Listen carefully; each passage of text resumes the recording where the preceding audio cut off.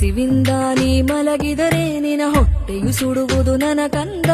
ಗಿಡ ಮರಕ್ಕೆಲ್ಲ ತಿಳಿಸಿರುವೆನು ನಿನ ಹೊಟ್ಟೆಯ ತುಂಬಿಸಲು ಕಂದ.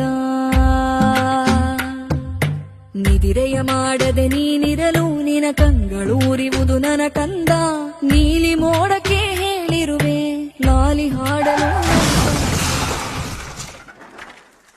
ಪಾನಲ್ಲಿತ್ತು ಮುರ್ದೋದ್ ಚಂದ್ರ, ಕೈಯಲ್ಲಿತ್ತು ಹರಿದೋದ್ ರೊಟ್ಟಿ.